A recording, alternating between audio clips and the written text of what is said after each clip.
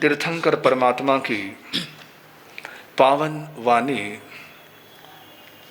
गंगा के समान पवित्र करने वाली है। गंगा के समान ही नहीं बल्कि गंगा से बढ़कर है, क्योंकि गंगा तो केवल शरीर की शुद्धि करती है, किंतु ये जिनवाणी मन की शुद्धि करती है, आत्मा की शुद्धि करती है, आत्मा को निर्मल बनाती है, विशुद्ध बनाती है और सिद्ध तक पहुंचाती है, सिद्ध पद की प्राप्ति करवाती है। ये जिनवाणी रूपी गंगा ऐसी पावनी है, कल्याणी है। इस जिनवाणी का हर अक्षर अपने आप में अनमोल है, अपने आप में कीमती है, अपने आप में अद्भुत है। हर अक्षर हमें एक प्रेरणा देता है, हर अक्षर हमें एक संदेश देता है, हर अक्षर हमें एक आह्वान देता है।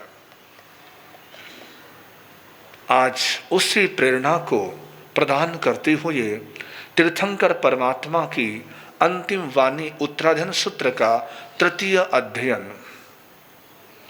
उस तृतीय अध्ययन में परमात्मा ने दुर्लभ चीजों की बात करी। दुर्लभ यानी जो सहज में नहीं मिला करता, जो सहज में सरलता से नहीं मिला करता है, आसानी से नहीं मिला करता है, उसे कहते हैं दुर्लभ। ऐसी दुर्लभ चीजें परमात्मा ने यहां पर कही और उन दुर्लभों की एक कड़ी बना दी। कड़ी से कड़ी जोड़ते चले गए कि ये दुर्लभ है, उससे फिर ये दुर्लभ है, फिर उससे ये दुर्लभ है, उससे फिर ये दुर्लभ है, यानी कड़ी जोड़ते चले गए। एक ही पंक्ति में हमारे गणधर भगवंतों ने परमात्मा की वाणी के उन दुर्लभ तत्वों को समाहित कर दिया, क्योंकि परमात्मा अर्थागम फरमाते हैं, उसे सुत्रागमे सुत्रागम करते हैं गणधर भगवंत। गणधर भगवंत उसे सूत्र के रूप में पिरोते हैं। तो गणधर सुधर्मा ने इसे सूत्र के रूप में पिरोया। परमात्मा ने तो बड़े अर्थ के रूप में, गहन रूप में इन चीजों की बात करी थी।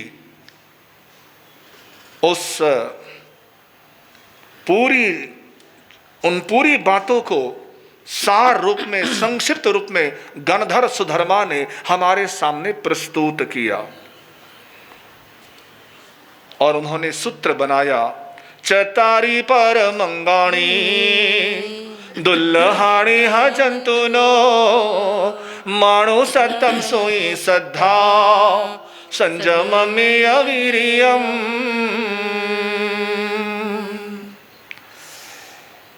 चार दुर्लभ अंग, चार दुर्लभ बातें।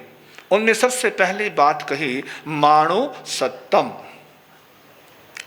माणु सत्यम, इस एक शब्द में उन्होंने दो अर्थ भर दिए। इस एक शब्द में दो अर्थ। कितनी उनकी क्षमता थी, कितना उनका ज्ञान गौरव था, कितनी ज्ञान की गहनता थी। तभी तो तीर्थंकर भगवंतों के लिए गणधर का होना आवश्यक है। गणधर ही उनके ज्ञान को ग्रहण कर सकता है, गणधर ही उनके ज्ञान को समझ सकता है। गणधर वह पात्र है जिस पात्र में तीर्थंकर का ज्ञान ठहर सकता है।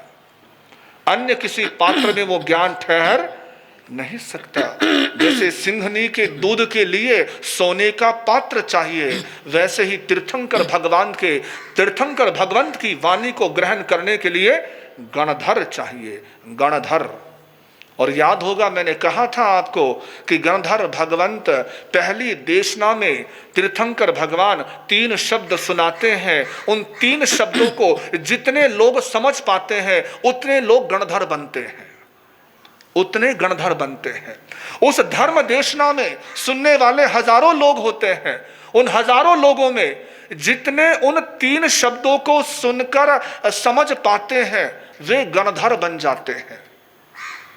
और इसीलिए तो भगवान महावीर के समय गणधरों की संख्या अलग है, ऋषभ देव के समय अलग है, शांतिनाथ के समय अलग है, पारसनाथ जी के समय अलग है।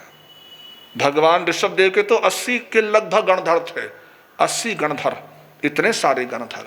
तो ये अलग अलग संख्या इसी अर्थ में है कि वो 3 सूत्र जिनको समझ आ जाता है वो गणधर बन जाते हैं।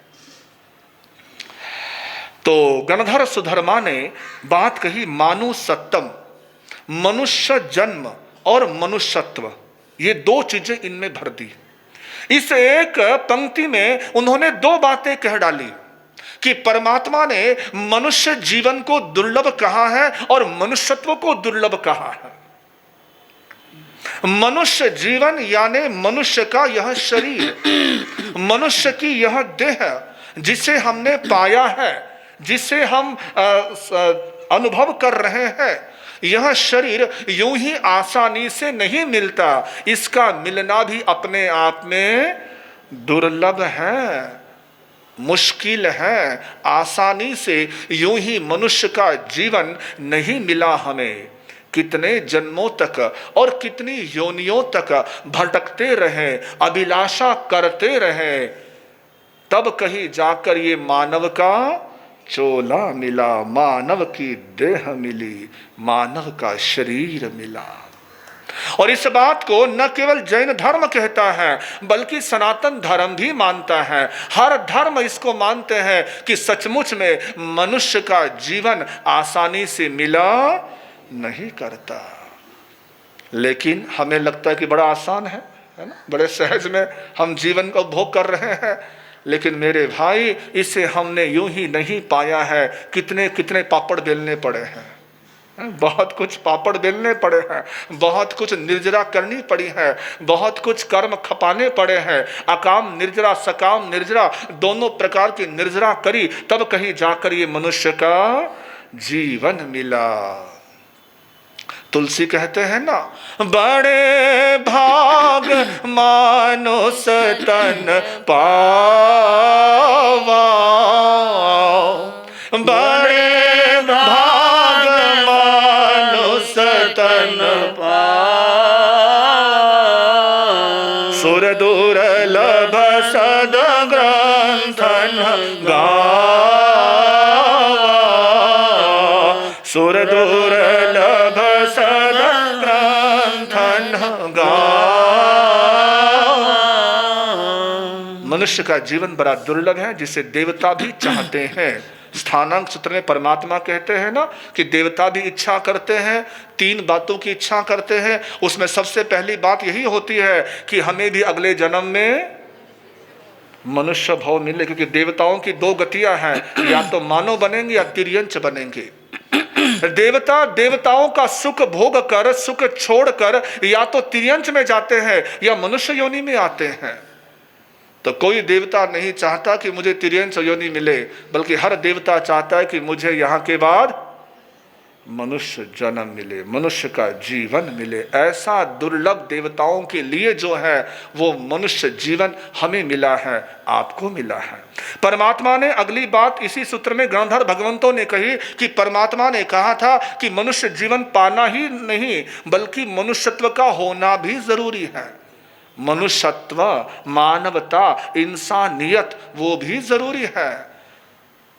मनुष्य होना अलग है और मनुष्यत्व होना, दोनों में बड़ा अंतर है, दोनों में बड़ा फर्क है। मनुष्य होना सरल है, मनुष्यत्व का होना सरल नहीं होता। मनुष्यत्व कठिन है।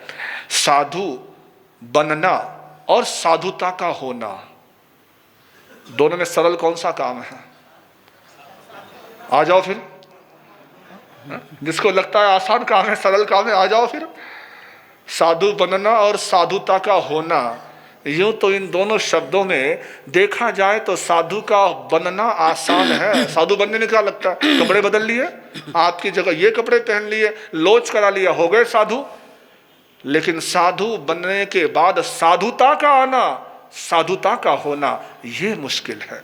वैसे ही मानव बन जाना और मानवता का होना, ये बड़ा कठिन है, ये बड़ा मुश्किल है। तभी तो एक गीत अक्सर आप गाते हैं, गुनगुनाते हैं, संकल्प हो हमारा इंसान हम बनेंगे, संकल्प हो हमारा इंसान इंसान बन गए तो भगवान भी बनेंगे। इंसान बन गए तो भगवान भी बनेंगे। इंसान बन गए तो भगवान भी बनेंगे। पहले इंसान बन जाए फिर हम भगवान भी बन जाएंगे, पहले इंसान तो बने। उसके बाद अगली बात कही, मानु सत्यम सुई, यानी सूत्र का श्रवण, शास्त्र का श्रवण, ये भी दुर्लभ है, ये भी कठिन है। कई लोग कहते हैं ना कि महाराज वो स्थानक में नहीं आते हैं, लेकिन वे बड़े ही अच्छे कार्य करते हैं, वे किसी का दिल नहीं दुखाते हैं, वो किसी का बुरा नहीं व्यक्ति करता, किसी का बुरा नहीं करता। वो स्थानक में नहीं आता है, धर्म नहीं करता है, लेकिन उसका जीवन बड़ा अच्छा है, किसी का बुरा नहीं करता, हो सके तो किसी का अच्छा ही करता है, लेकिन किसी का बुरा नहीं करता। तो परमात्मा ने कहा कि वो पहली श्रेणी में है, वो मानवता की श्रेणी में है, वो धर्म की श्रेणी में नहीं है। मानवता और धर्म दोनों में अंतर है। मानवता में और धर्म में बड़ा अंतर हुआ करता है। कई लोग मानवतावादी तो होते हैं, लेकिन धर्म उनके जीवन में नहीं होता। परमात्मा ने अगली पंक्तियां धर्म के रास्ते पर बढ़ने के लिए कही है कि मानवता तक ही रुक मत जाओ। अच्छा है आप किसी का बुरा नहीं करते, अच्छा है आप सबका भला करते हैं, अच्छा है आप सबके काम आते हैं, लेकिन केवल इतना ही नहीं रुकना। इन कार्यों से आपके पुण्य का बंध होगा, इन कार्यों से आपके पुण्य बंधेगा, लेकिन कर्मों की निर्जरा नहीं होगी। कर्मों की निर्जरा अलग है और पुण्य का बंध होना अलग है। यदि आत्मा के शाश्वत सुख को पाना है, अनंत सुख को पाना है, तो कर्मों की निर्जरा होना आवश्यक है, जरूरी है। जब तक कर्म निर्जरा नहीं होती है, तब तक कितना ही पुण्य कर लो उसका कोई लाभ नहीं हुआ करता। तो अगली बात परमात्मा ने कही, सुई यानी सूत्र का श्रवण करो, शास्त्र वाणी श्रवण करो, शास्त्र वचनों को सुनो, जिन वाणी को सुनो, क्योंकि जिन वाणी को सुनना भी दुर्लभ है। जिन वाणी यूं ही हर किसी के कान में पड़ नहीं सकती, हर कोई सुन नहीं सकता। जिसके पुण्य उदय होते हैं तब कहीं जाकर वो प्रभु के वचन को सुन पाता है। आपको शायद याद होगा, बहुत पहले चतुर्मास के प्रारंभ में हमने श्रोताओं की जब बात करी थी, तब मैंने कहा था 7 7 7 7 जन्म, फिर 7 जन्म, फिर 7 जन्म। याद है आपको? बहुत पहले कहा था शुरू के दिनों में कि 7 जन्म इकट्ठे हो तब मानव का जीवन, 7 जन्मों का जब पुण्य होता है तब मनुष्य का चोला मिलता है, और 7 जन्मों का पुण्य होता है तो संतों के दर्शन होते हैं, और 7 जन्मों का पुण्य होता है तब कहीं जाकर भगवान की वाणी काना। कितने जन्म हो गए जी?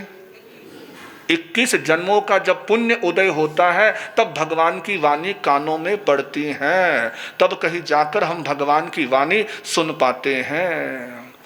भगवान की वाणी के प्रति हमारे मन में लगाव जन्मता है, अनुराग जन्मता है, हम सुन पाते हैं परमात्मा की वाणी जब हमारे इतने पुण्यों का उदय होता है, इतने पुण्य, इतने भवों के पुण्य का जब संग्रह होता है, तब कहीं जाकर परमात्मा की वाणी हमारे कानों में पड़ पाती है। सोई श्रद्धा।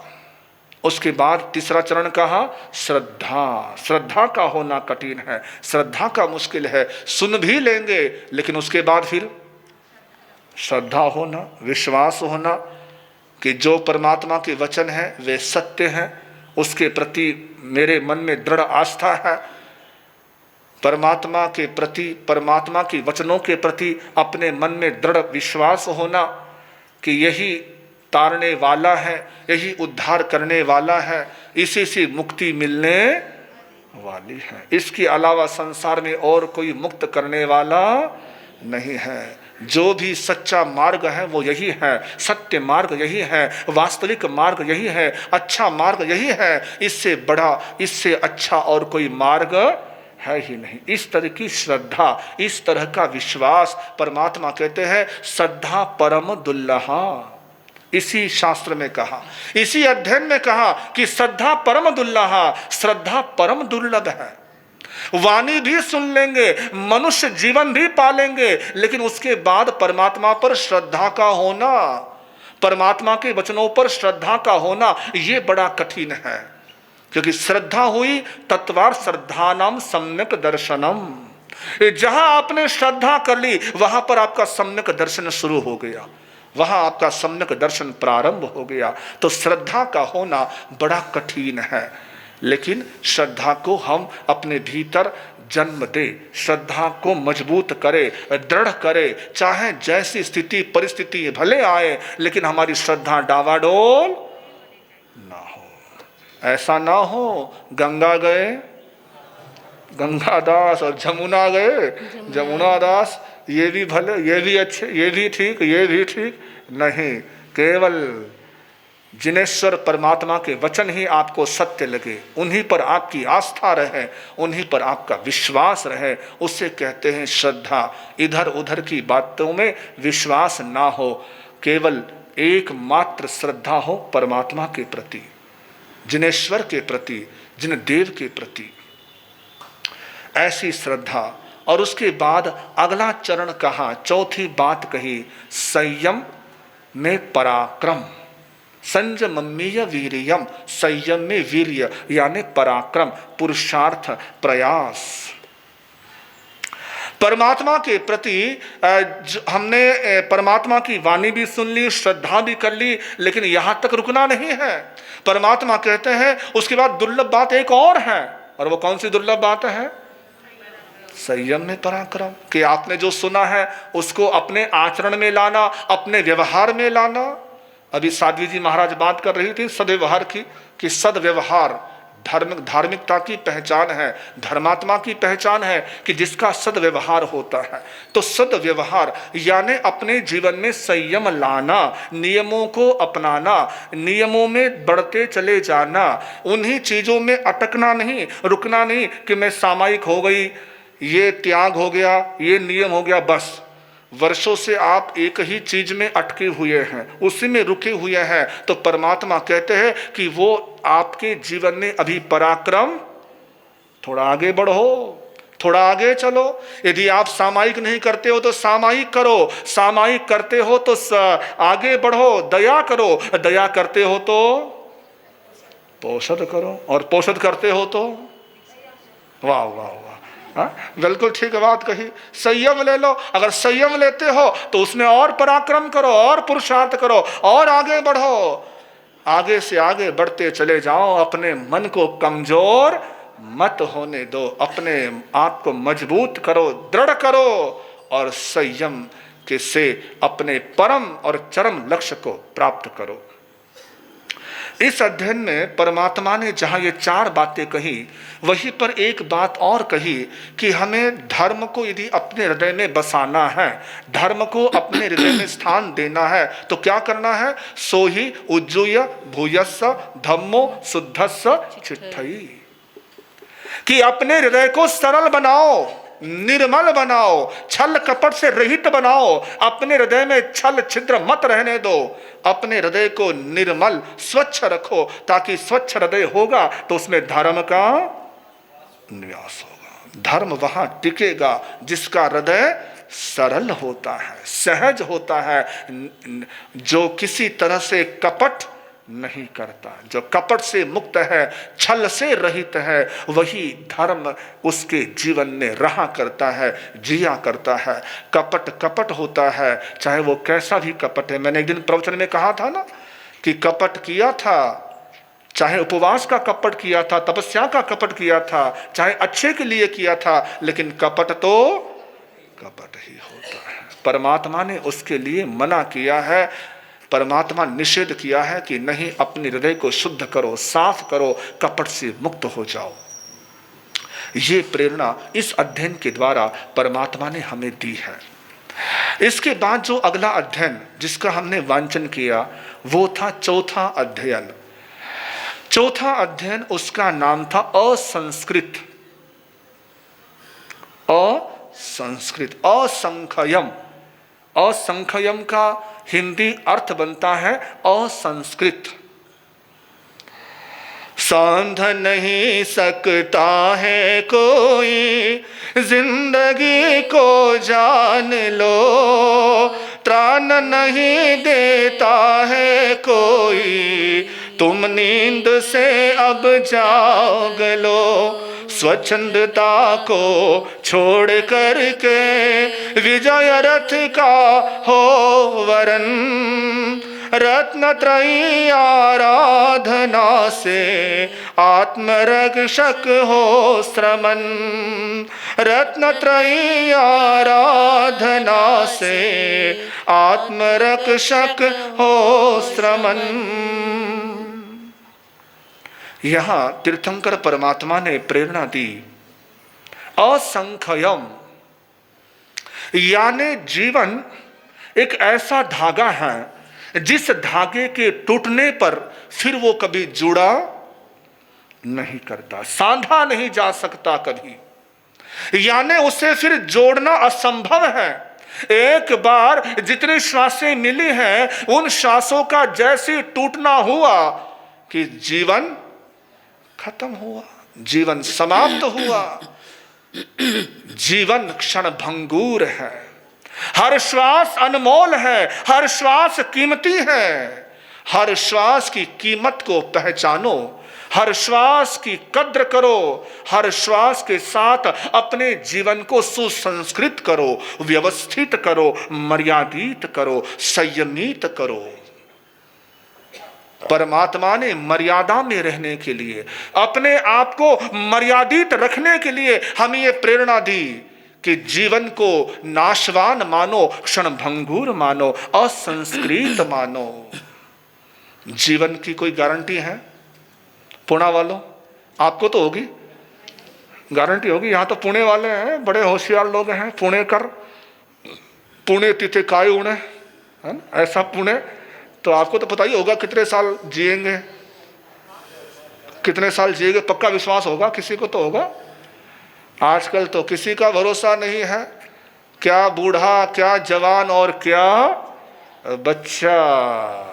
सारी दौलत रह जाती है, शोहरत रह जाती है, सब धरा का धरा रह जाता है और आदमी चल बसता है, चला जाता है। जीवन का कोई भरोसा नहीं, जीवन बड़ा क्षण भंगुर है, जीवन बड़ा नाशवान है, कोई विश्वास नहीं है।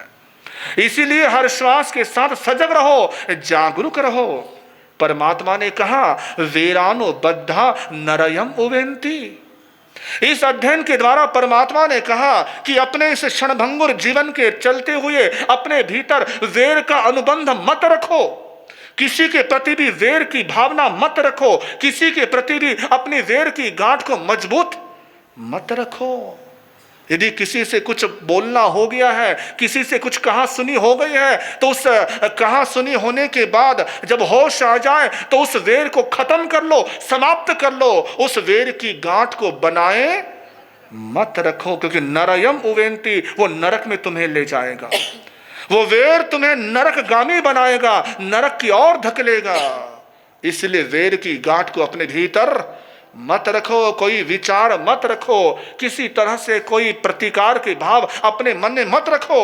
हर क्षण हर पल सावध रहो कि जीवन क्षण भंगुर है, इसलिए मुझे वैर की गांठ अपने भीतर नहीं पालनी, नहीं पालनी। एक आदमी महाराज के पास आया, महाराज से कहा महाराज जब मैं माला करता हूं तो मेरा मन बहुत भटकता है, माला करता हूं तो मन मेरा भटकता है। तो सत्य है, हर किसी का भटकता है। मैंने कहा भी था कि माला करते मन भटकता है, लेकिन माल गिनते हुए मन नहीं भटकता।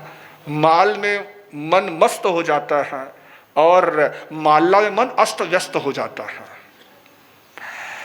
तो वो महाराज ने कहा कि भाई तू माला की मन की बात कर रहा है?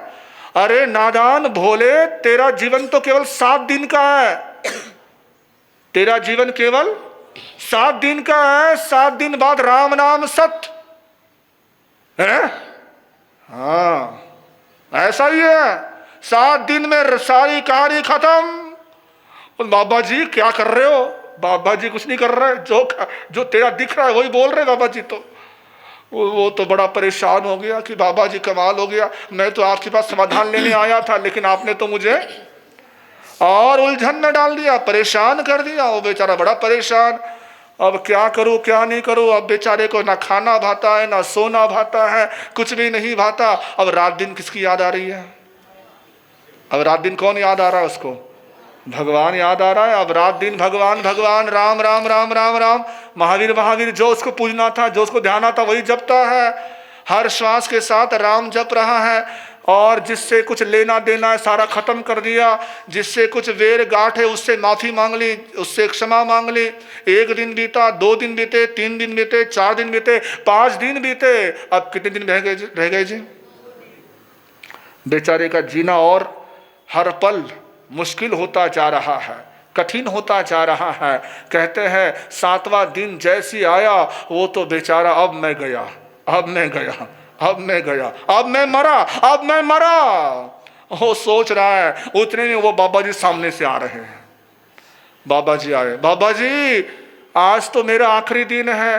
बाबा ने कहा ठीक है, लेकिन ये बता कि इतने दिनों में तेरा भगवान ने मन लगाया नहीं लगा?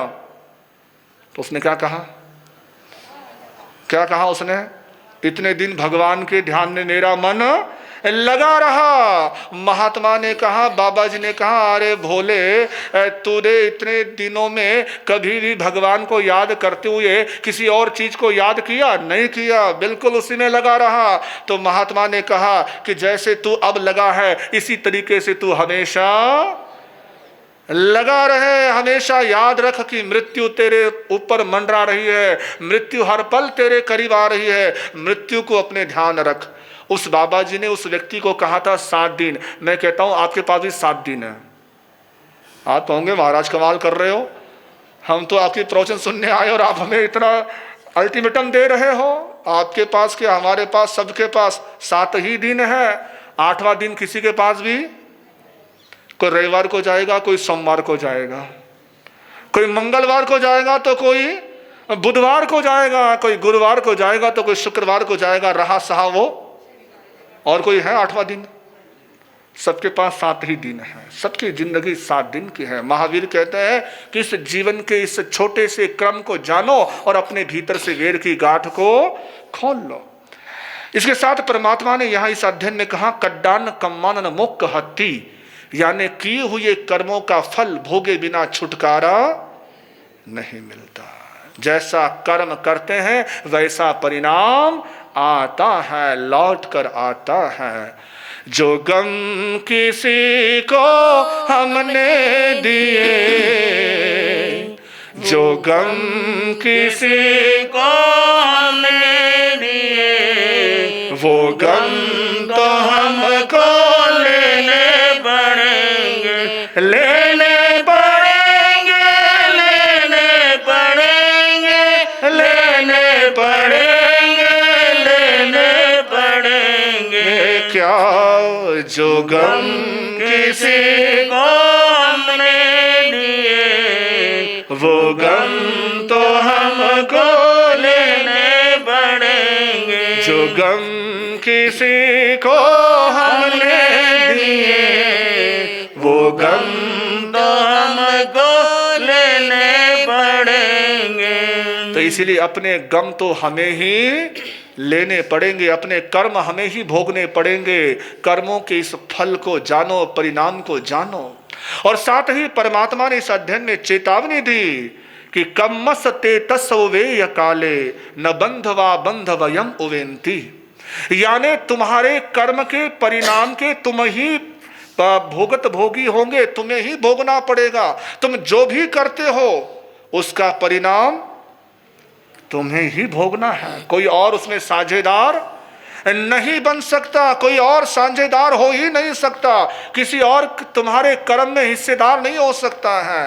तुम कितने ही कर्म, कितने ही धन एकत्रित करो, कितना ही कुछ जोड़ो, कैसे ही कितने ही तरीके से षट कर्म से, पाप कर्म से जो भी जोड़ते हो, परिवार के लिए, संतति के लिए, अपनी होने वाली पीढ़ी दर पीढ़ी के लिए, वो तुम्हारे धन के हिस्सेदार तो बन सकते हैं, लेकिन कर्म के हिस्सेदार, कर्म का परिणाम तो तुम्हें ही भोगना पड़ेगा, तुम्हें ही भोगना पड़ा। इतिहास में आता है ना, वाल्मीकि के लिए ऐसा ही प्रसंग आता है इतिहास में कि जो वाल्मीकि पहले रत्नाकर के नाम से था, वो यहाँ वहाँ हत्याएं करता था, लुटमार करता था, और उस लुटमार करने वाले उस व्यक्ति से नारद ऋषि ने एक दिन कहा था कि भाई तू किसके लिए कर रहा है? उसने कहा परिवार के लिए कर रहा हूँ, लेकिन तू इतने जो लुटमार कर रहा है, जो कर्म बन रहे हैं, जो पाप इकट्ठे हो रहे हैं, क्या इस पाप को तेरे परिवार वाले लेंगे? उसने कहा हाँ बिल्कुल लेंगे। पूछ के अपने बाप से, अपने पत्नी से, अपने बच्चों से गया पूछने के लिए। पिता ने, माता ने, पत्नी ने, बच्चों ने, सबने एक ही जवाब दिया कि हम तेरे कर्मों के हिस्सेदार। आदमी करता दूसरों के लिए है और परिणाम खुद भोगता है, परिणाम खुद भोगता है। हमारे आलोचना में हम घेवरिया एक व्यक्ति का उदाहरण पढ़ते हैं कि चोर जो था वो रसोई से चोरी करता है। आलोचना के क्रम में संवत्सरी के दिनों में आता है वो प्रसंग कि कैसे वो सोचता है कि सारे हिस्सेदार माल खाने के लिए सब तैयार रहते हैं, लेकिन कर्म का फल भोगने के लिए कोई तैयार नहीं रहता। कर्म तो व्यक्ति को स्वयं ही भोगना होता है, स्वयं को ही भोगना पड़ता है, कर्म में कोई हिस्सेदार नहीं रहा करता। इसीलिए जागो, परमात्मा हमें जगा रहे हैं कि हम अपने कर्मों के परिणाम को जाने और अपने आप को व्यवस्थित करें, असंस्कृत से संस्कृत बनाए। इसी अध्ययन में परमात्मा ने कहा कंखे गुणे जाव शरीर भेवो। जब तक तुम्हारा शरीर नहीं छूट जाता, जब तक तुम्हारी मृत्यु नहीं हो जाती, तब तक प्रतिपल गुण संग्रह करते रहो, अच्छी बातें अपने जीवन में अपनाते रहो, अच्छी बात अपनाते रहो। सुत्ते सुयावी पड़ी बुद्ध जीवी, न विष से पंडी आसुपन्ने। परमात्मा कहते हैं कि जो आशु प्रज्ञ होता है, जो समझदार होता है, वो कभी सोया नहीं करता, वो हमेशा जागृत रहता है, जगा रहता है। याद है ना, जो सोता है सो खोता है और जागता है सो पाता है। आप सोए हो, जगे हो, सोए हो या जगे हो? जगे हो, सच्ची बात। लेकिन कैसे जगे हैं? आत्मा में कितने जगे हैं, मोह निद्रा से कितने जगे हैं, है ना? ये सोचो कि मोह निद्रा से हम कितने जाग पाए हैं। आओ, मोह निद्रा से जब हम पूरी तरह जग जाएंगे, सच्चे अर्थों में तभी हम जगे हुए कहला पाएंगे।